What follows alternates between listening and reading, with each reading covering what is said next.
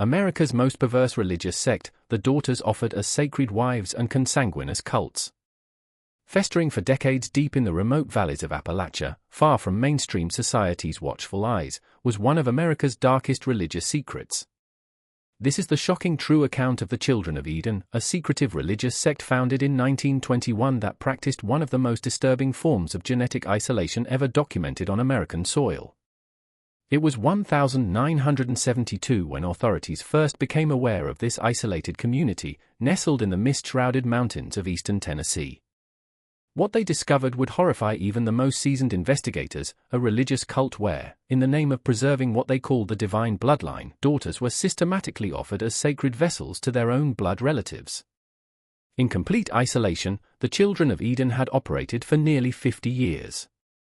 Hidden away in a verdant valley was their compound, accessible only by a single dirt road that disappeared into dense forest. Consisting of 12 modest wooden homes arranged in a circle around a central meeting hall, their community appeared eerily ordinary from a distance. But behind closed doors, rituals were practiced that defied both law and nature. The cult was founded by Isaiah Shephard, a charismatic former Methodist preacher who broke away from mainstream religion in 1921, claiming to have received divine revelations about humanity's corrupted bloodlines. Shephard preached that most humans had been tainted by interbreeding with lesser races and that only through strict bloodline purity could humanity return to its divine origins. The sacred bloodline must remain unsullied, read Shephard's manifesto, recovered from the community years later. As in the days of old when the patriarchs took their kin as wives, so must we preserve what remains of Eden's purity in our veins. By the time authorities discovered the compound in 1972, 3 generations had lived according to Shephard's disturbing doctrine. Isaiah himself had died in 1965, but his son Abraham had continued the practice, taking not only his first cousin as his primary wife but eventually claiming 3 of his own nieces as additional spiritual consorts. The discovery came when a 16-year-old girl born within the cult, Isaiah Shephard, managed to escape after learning she was to be consecrated as a wife to her 42-year-old uncle in an upcoming ceremony. Bruised and exhausted, she stumbled into a gas station 20 miles from the compound and begged the attendant to call the police. "They're going to give me to my uncle," she told the responding officer, her voice barely above a whisper. "They say my blood is pure enough now that I've become a woman. There are others like me. So many others." What investigators found at the compound defied comprehension. Covering the walls of the central meeting hall were detailed genealogical charts with intricate lines connecting family members across generations. In the margins, notes calculated blood purity percentages and identified optimal pairings to maximize what the cult called divine essence. A twisted amalgamation of Old Testament references, pseudoscientific eugenics, and Shephard's own delusions was the theology the Children of Eden had developed. They believed that Adam and Eve's original sin was not eating the forbidden fruit, but diluting their perfect bloodline by mating with corrupted beings outside Eden. For decades, the cult's isolation had protected its practices. With no outside contact, children born into the community knew nothing of the wider world or its laws. They were taught that their way of life was not only normal, but divinely mandated. Women and girls were told their highest purpose was to serve as sacred vessels for the continuation of the pure bloodline. The horrifying consequences of generations of consanguinity were revealed by medical examinations of cult members. Children exhibited distinctive facial abnormalities, intellectual disabilities, and a range of genetic disorders. One medical report noted that of the 14 children under age 10 in the community, 11 showed symptoms consistent with recessive genetic disorders. The most heartbreaking cases were those of the youngest generation, children who suffered from severe developmental issues, heart defects, and rare metabolic disorders. 6-year-old Sarah Shephard could neither walk nor speak, while 8-year-old twins Jacob and Esau required constant care due to a rare genetic disorder that caused progressive blindness and seizures. "What I witnessed was a preventable tragedy," later testified Dr. Margaret Reynolds, the physician who examined many of the children. These children's suffering was the direct result of generations of consanguineous mating.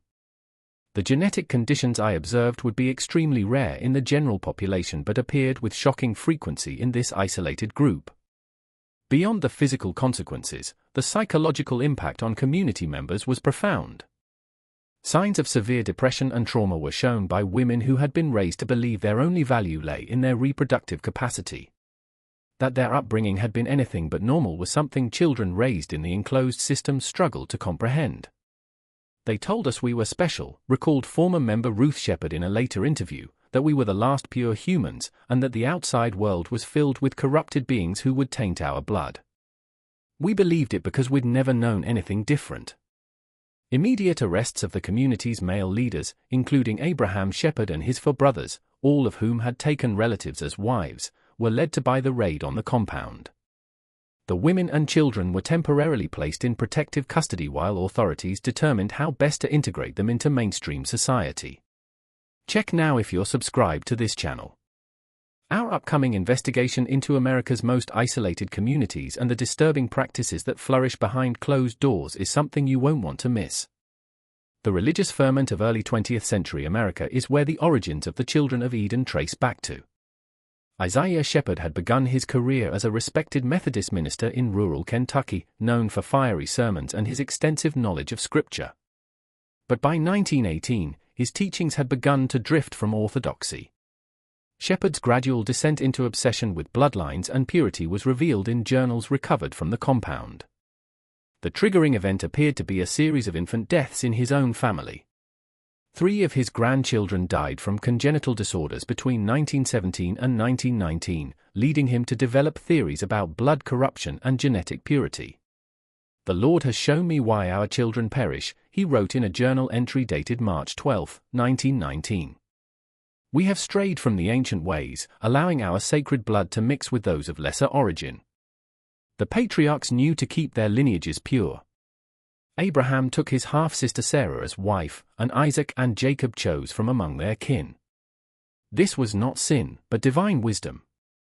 By 1920, after preaching increasingly controversial sermons about racial purity and the divine bloodline, Shephard had been removed from his position with the Methodist Church. Undeterred, he gathered a small group of devoted followers, primarily extended family members, and purchased 200 acres of remote land in eastern Tennessee. The original community consisted of just 17 people: Isaiah, his wife Martha, their 5 children, and several cousins and in-laws. For the first decade, the community functioned primarily as an isolated religious commune, largely self-sufficient, but still maintaining occasional contact with neighboring towns.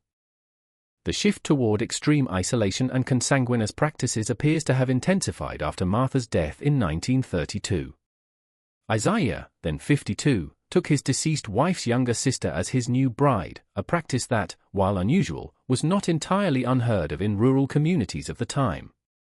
But by 1935, he had also claimed his own niece as a spiritual wife, officially beginning the cult's practice of close consanguineous unions. Shephard's disturbing theology was outlined in detail in a handwritten manifesto found in the compound titled The Restoration of Eden's Bloodline. In it, he claimed to have received divine revelation that humanity had been created perfect but had degraded through interbreeding with lesser races that he claimed existed outside the Garden of Eden. The sons of Adam were commanded to preserve their divine essence by taking only daughters of pure lineage as wives, the manifesto stated. When they disobeyed and took wives from corrupted bloodlines, the Great Flood came as purification. Noah and his family alone preserved the sacred blood. But even this has now been diluted through centuries of impure unions. Shephard believed that only through careful intermarriage among proven pure bloodlines could humanity hope to restore its divine nature. He established elaborate rules for determining appropriate matches, requiring detailed genealogical records and even developing a primitive understanding of genetic inheritance decades before DNA was understood by mainstream science. Most disturbingly, Shephard instituted the practice of consecration, a ceremony in which girls who had reached puberty were evaluated for their blood purity and then assigned as wives to men within the community who would best strengthen the sacred lineage. These unions were almost always between close relatives, uncles and nieces, first cousins, and occasionally even half-siblings. By the 1950s, the Children of Eden had completely severed ties with the outside world. They produced their own food, made their own clothing, and delivered their own babies. Children born into the community were taught that the outside world was corrupt and dangerous. They were shown no newspapers, allowed no radios, and received education only from community elders who taught from specially prepared texts that reinforced the cult's worldview. When Isaiah died in 1965, leadership passed to his eldest son, Abraham, who not only continued the practices but intensified them. During Abraham's leadership, the evaluation of blood purity became even more central to community life. Girls as young as 12 were subjected to examinations to determine their divine essence level and assigned marriages accordingly. Abraham developed a complex pseudoscientific system for calculating what he called essence percentages, using family lineages to estimate how pure each community member's bloodline remained. Those with the highest purity were considered the most valuable for breeding and were often claimed by Abraham himself or his brothers. From our earliest days, we were measured and assessed, later described former member Isaiah Shephard, who escaped the cult in 1968 at age 19. The girls especially were watched like prized cattle. They'd examine their features, the shape of their faces, even the pattern of their fingerprints. Everything was recorded in the great books, and based on those records, they decide who would be paired with whom. Matthew's escape had not triggered the same investigation as Eliza's would years later. As a young man deemed less pure due to a slight physical asymmetry in his features, he had been assigned menial labor rather than a wife. When he fled to a nearby town and attempted to report the community's practices, local authorities dismissed his claims as the ravings of a troubled youth. It would take Eliza's escape and the testimony of a young woman to finally bring attention to the cult. As investigators pieced together the community's structure following the 1972 raid, they discovered a society organized entirely around the preservation and enhancement of what members called the sacred bloodline. Every aspect of daily life, from food preparation to sleeping arrangements, was determined by one standing in the blood purity hierarchy. Those deemed most pure received better food, more comfortable living quarters, and greater authority.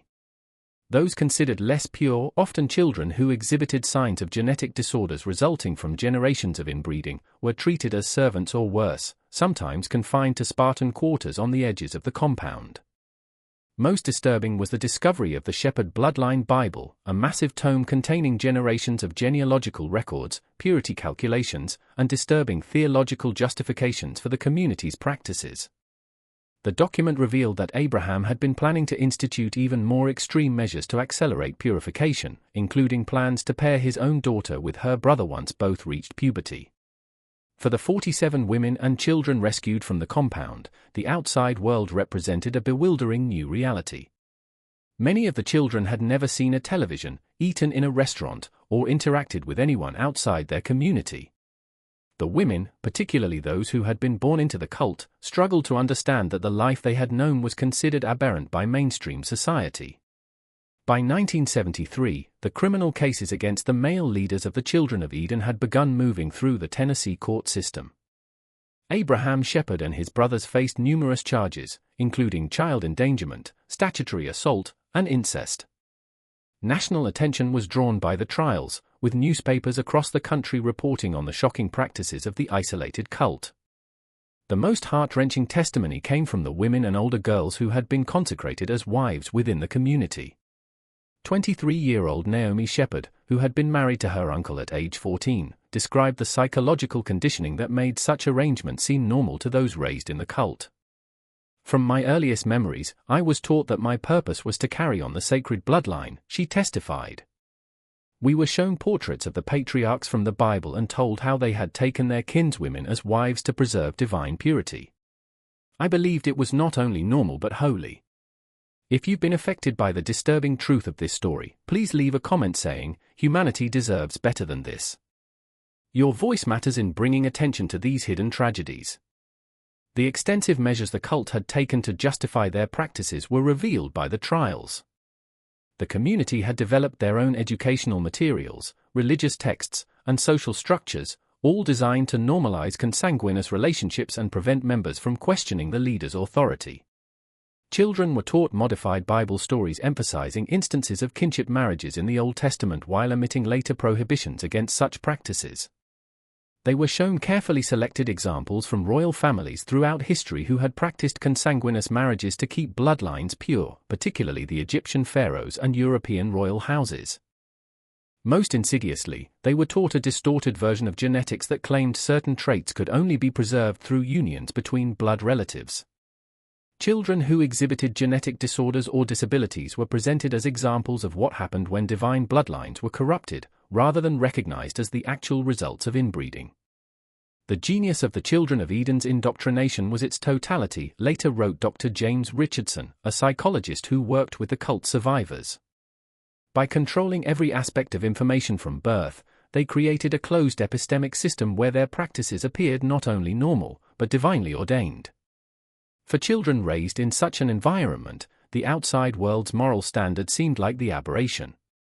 For the survivors, integration into mainstream society proved extraordinarily difficult. Beyond the psychological adjustments, many faced severe health challenges resulting from generations of consanguinity. The genetic disorders present in the community ranged from relatively mild conditions like polydactyly, extra fingers or toes, to severe disabilities requiring lifetime care. Rebecca Shephard, who was 16 when rescued from the compound, suffered from a rare metabolic disorder that caused progressive damage to her nervous system. Doctors determined the condition resulted from inheriting recessive genes from both parents, who were first cousins. Though treatment improved her quality of life, she would require medical care for the remainder of her days. The children bore the heaviest burden of the cult's practices, wrote Dr. Eleanor Michaels, who oversaw medical care for many of the younger survivors. Many exhibited genetic conditions so rare they appear in medical literature at rates of 1 in millions. Yet, we found multiple cases within this single community.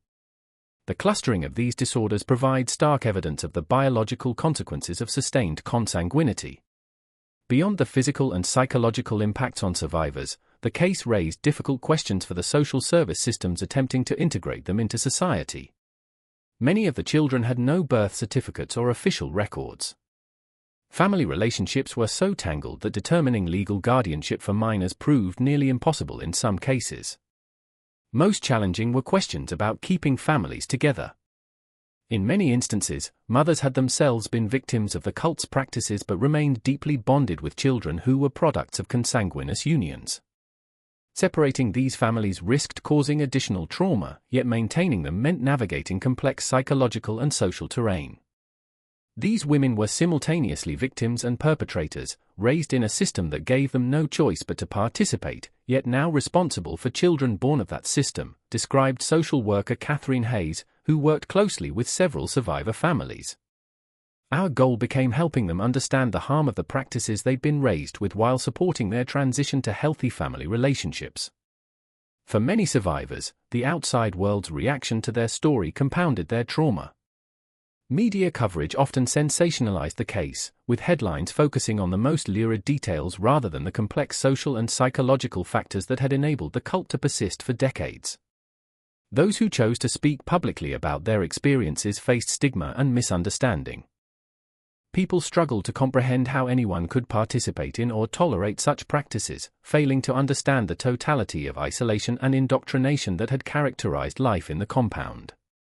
People would ask, "How could you not know it was wrong?" later reflected Hannah Shephard, who had been 12 when removed from the community. But imagine never seeing another way of life, never meeting anyone who lived differently, never even hearing that there were other possibilities. Our world was the only world we knew. By 1975, special educational programs had been established for the younger survivors, designed to address both academic gaps and the unique psychological needs of children raised in the cult. These programs focused on gradual integration, providing safe spaces where children could learn about mainstream society while processing their experiences. For adult survivors, integration took different forms. Some chose to maintain connections with each other, finding comfort in shared experiences that outsiders could never fully understand. Others preferred complete breaks with the past, relocating to distant areas and rarely speaking of their upbringing. Some found meaning in educating others about the dangers of isolation and extremism. Rachel Shephard, who had been 18 when rescued, eventually became an advocate for cult awareness and education. After completing her GED and attending college, she devoted her career to helping other survivors of high-control religious groups. What happened to us could happen anywhere isolation and unquestioned authority are allowed to flourish, she told an audience during a 1982 conference on religious extremism. The greatest protection against such abuses is connection, ensuring that no community exists entirely outside the awareness of broader society. The legal aftermath of the Children of Eden case led to significant changes in how Tennessee authorities monitored isolated religious communities. New protocols were established for periodic welfare checks on children in remote areas, and additional training was provided to rural school officials to recognize signs of potential abuse in isolated groups. For the survivors themselves, healing would be a lifelong journey. Many continue to struggle with health issues, psychological trauma, and questions of identity well into adulthood. Yet many also found remarkable resilience, building new lives and families based on healthier foundations. By the early 1980s, most of the criminal cases against the Children of Eden's leadership had concluded. Abraham Shephard received a 30-year sentence for multiple counts of assault and incest, while his brothers received sentences ranging from 15 to 25 years. The cult's elaborate compound had been abandoned, eventually reclaimed by the surrounding forest until little remained but weathered foundations and overgrown paths. But the story of the Children of Eden didn't end with criminal convictions. For geneticists and medical researchers, the community represented a rare case study in the effects of sustained consanguinity in an isolated population. With consent from adult survivors, several research institutions began studying the unusual concentration of genetic disorders found among former cult members. Dr. Thomas Harrison, a geneticist at Vanderbilt University who led one such study, published his findings in 1983. The Children of Eden community represents one of the most extreme documented cases of sustained consanguineous breeding in recent American history. The genetic consequences observed in survivors provide compelling evidence of the biological mechanisms behind prohibitions against close-kin marriages found across human cultures. The research identified 27 distinct genetic disorders among the survivor population, an extraordinary number for a community that had numbered fewer than 100 members at its peak. Most were autosomal recessive conditions that normally occur only when a child inherits the same rare genetic mutation from both parents. Something far more likely when those parents share recent ancestors. Among the conditions documented were multiple cases of phenylketonuria, a metabolic disorder that causes intellectual disability if untreated, a rare form of congenital heart defect found in 6 children from different families. An unusual variant of Usher syndrome causing both deafness and progressive blindness, several cases of Ellis-Van Creveld syndrome causing dwarfism and polydactyly, and multiple instances of severe combined immunodeficiency, leaving children vulnerable to infections. What makes this case particularly significant, wrote Dr. Harrison, is that we can trace specific genetic mutations through the community's meticulously kept genealogical records. This allows us to observe precisely how recessive conditions became concentrated through generations of consanguineous mating. The genetic consequences extended beyond immediately observable disorders. Follow-up studies in the 1990s found that survivors had significantly higher rates of miscarriage, infant mortality, and reduced fertility compared to the general population, all consistent with genetic damage accumulated through generations of inbreeding. For the survivors themselves, these findings carried profound implications. Many faced difficult decisions about whether to have children of their own, knowing they might carry recessive genes that could cause serious disorders if they partnered with someone sharing similar ancestry. Genetic counseling became an essential service for survivors who chose to start families. Through careful screening and partner selection, many were able to have healthy children, gradually diluting the concentration of harmful recessive genes through unions with unrelated partners. Others chose adoption or decided not to have children at all, decisions often influenced by their own health challenges or concerns about perpetuating genetic disorders. These deeply personal choices reflected the long shadow cast by the cult's practices, affecting life decisions decades after its dissolution. Beyond the medical consequences, survivors continued to grapple with psychological and social challenges. Many struggled with forming healthy intimate relationships, their understanding of family bonds distorted by their upbringing. Trust came slowly, if at all, particularly for those who had been directly victimized through forced marriages. Support groups specifically for children of Eden survivors emerged in the late 1970s, providing rare spaces where they could speak openly about their experiences without judgment. These groups became crucial resources for many, offering both practical advice for navigating the outside world and emotional support from those who truly understood their unique circumstances. Nowhere else could I talk about what it was like to discover that your family wasn't normal, that the man you called father was also your cousin, that your mother was your father's niece, described Martha Shephard, who had been 14 when rescued from the compound.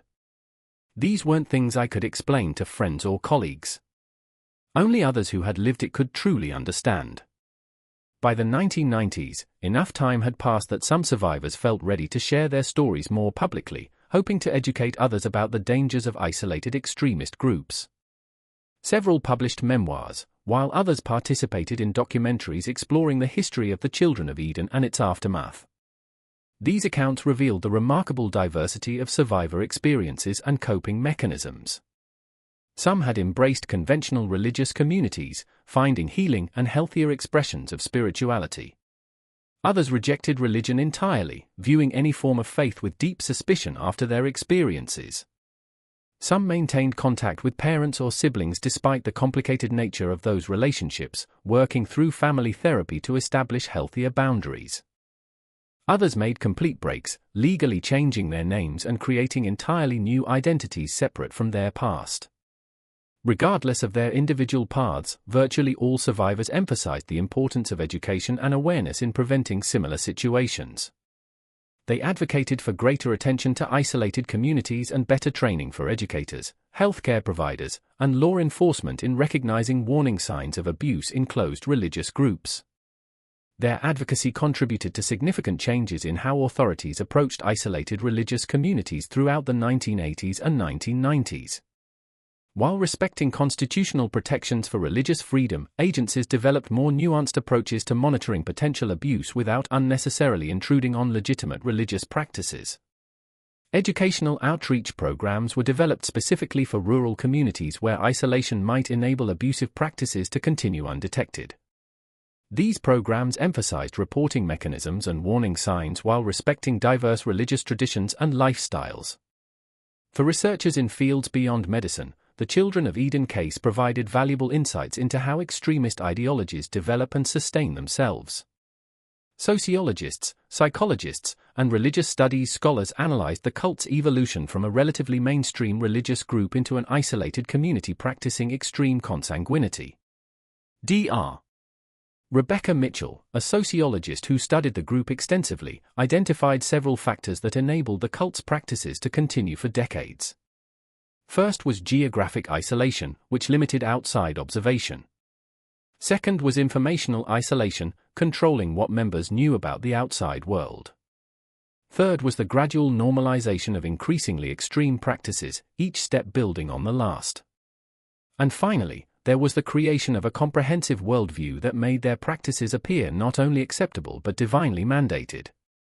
This analysis informed approaches to other isolated religious groups, helping authorities distinguish between communities that simply preferred separation from mainstream society and those where isolation enabled harmful practices. The goal became protecting vulnerable members while respecting legitimate religious freedoms, a delicate balance that continues to challenge legal and social service systems today.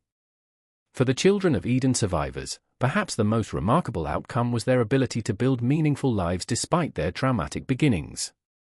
Many achieved significant educational and professional accomplishments despite having started with virtually no formal education. Others found purpose in family life, creating the healthy, loving homes they themselves had been denied. By 2025, more than 50 years have passed since the Children of Eden compound was discovered and its members integrated into society. Most of the original adult members have now passed away, including all of the leadership who received criminal sentences. The survivors who were children at the time of the raid are now in their 60s and 70s, many with grandchildren of their own. The physical location of the compound has been reclaimed entirely by nature. Few traces remain of the community that once lived there in isolation, practicing its disturbing theology of blood purity. Local residents know the general area as a place with a dark history, but exact locations have been lost to time and deliberate obscurity. Yet, the legacy of the Children of Eden continues in multiple dimensions, through ongoing medical research, through changed institutional practices, and most significantly, through the lives of survivors and their descendants. The genetic legacy has been the most scientifically significant. The longitudinal studies initiated in the 1980s have now tracked 3 generations. The original survivors, their children, and in many cases, their grandchildren. These studies have provided invaluable data on how genetic disorders are inherited and how quickly genetic health can be restored when consanguinity ends. What we've observed is both concerning and hopeful, summarizes Dr. Jennifer Lawrence, current director of the Children of Eden Genetic Legacy Project at the University of Tennessee. The first generation, those directly from the compound, showed extraordinarily high rates of genetic disorders. The second generation, born to survivors who partnered with unrelated individuals, showed marked improvement but still elevated rates of certain conditions. By the third generation, most genetic markers have returned to frequencies consistent with the general population. This research has contributed significantly to the broader field of genetic counseling, providing concrete evidence for advising individuals from consanguineous backgrounds. It has also informed public health approaches in communities worldwide where cousin marriages remain common cultural practices, helping to educate about risks while respecting cultural traditions. Beyond the medical domain, the Children of Eden case continues to influence how authorities approach isolated religious communities. The lessons learned have been incorporated into training for law enforcement, social workers, and educators across the United States. The key principle that emerged, maintaining awareness without unnecessary intrusion, has helped authorities strike a more effective balance between protecting vulnerable individuals and respecting religious freedom. Regular welfare checks, educational requirements for children, and unobtrusive monitoring have become standard practices for addressing potential concerns in isolated groups. But the most profound legacy lies in the lives of the survivors themselves and the remarkable resilience they have demonstrated. Despite beginnings marked by isolation, indoctrination, and genetic challenges, many have built lives of extraordinary achievement and meaning. Isaiah Shephard, whose escape triggered the original investigation, eventually earned a doctorate in psychology and established a specialized treatment center for survivors of high-control religious groups. Now in her late 60s, she continues to consult with law enforcement and social service agencies on approaches to isolated communities. What happened to us was preventable, she notes in a recent interview. Not through aggressive government intervention, but through maintaining basic connections between all communities and mainstream society. Complete isolation is the soil in which abuse flourishes. Maintaining some threads of connection through education, healthcare, or community interactions provides essential protection. Other survivors found different paths to healing and purpose. James Shephard, who was 10 when removed from the compound, became a geneticist directly inspired by the disorders he witnessed in his own community. His research on recessive genetic conditions has helped develop screening protocols now used worldwide. Ruth Shephard, who struggled with severe health issues resulting from her parents' consanguineous union, became an advocate for disability rights. Unable to have children of her own due to her conditions, she fostered over 20 children during her lifetime, providing stable, loving homes for those who, like herself, had experienced difficult beginnings. For many survivors, the most meaningful achievement has been establishing healthy family patterns that contrast sharply with their upbringing. They have raised children with knowledge of their heritage but free from its harmful practices, creating a new generation unbound by the cult's legacy. Breaking intergenerational cycles is perhaps the hardest work humans can do, reflects Sarah Carpenter, née Shephard, who was just 6 when rescued from the compound. Many of us had no models for healthy family life, no examples of normal parent-child relationships, and we had to learn these things as adults, often through therapy, support groups, and sheer determination not to repeat the patterns we were raised with. This determination has largely succeeded. Follow-up studies with the children and grandchildren of survivors show remarkably healthy psychological profiles, with rates of family stability, educational achievement, and mental health comparable to or exceeding national averages. The feared transmission of trauma to subsequent generations has largely been prevented through conscious intervention and support. The story of the children of Eden serves as both warning and inspiration, a testament to how isolated extremism can enable terrible abuses, but also to the extraordinary human capacity for healing and transformation. From the darkest beginnings, survivors created lives of meaning, purpose, and connection. Their experiences have informed better approaches to protecting vulnerable individuals in religious communities while respecting the essential freedom of belief and practice. The delicate balance they helped establish continues to guide institutional responses to the complex challenges posed by isolated groups. For researchers, the case provides ongoing insights into genetic inheritance, psychological resilience, and the social dynamics of closed communities. Each generation of survivors and their descendants contributes new understanding of how humans recover from extreme adversity. Perhaps most importantly, the story stands as a reminder of our collective responsibility to remain aware of what happens in the margins of society, not through intrusive surveillance, but through maintaining the basic connections that protect the vulnerable and prevent complete isolation. As Isaiah Shephard noted in her final published work, the greatest protection against extremism is not aggressive intervention, but persistent connection. When we allow communities to disappear entirely from public awareness, we create spaces where darkness can flourish. Simple threads of connection, a visiting nurse, a rural mail carrier, a traveling teacher, these humble links to the wider world may be all that stands between a closed community and the development of harmful extremes. The forests have reclaimed the valley where the children of Eden once practiced their disturbing theology of blood purity. Nature has erased the physical traces of human suffering that occurred there. But the lessons remain, carried forward by survivors, researchers, and institutions determined to prevent similar tragedies in the future. In the end, the most powerful legacy may be the simplest, the quiet, ordinary lives now lived by descendants of the cult. Children and grandchildren who grow up in open communities, free to make their own choices, their genetic heritage gradually healing with each passing generation. In their freedom lies the ultimate repudiation of the cult's ideology and the most hopeful conclusion to a story that began in darkness. If you've watched all the way to the end, it shows you truly care about understanding these hidden tragedies in American history. Please leave a comment saying, "I watched to the end," so I can get to know who truly appreciates these stories on the channel. Don't forget to subscribe if you haven't already. Give this video a thumbs up and share it with someone who appreciates learning about the darker chapters of our shared history. Your support helps us continue bringing these important stories to light.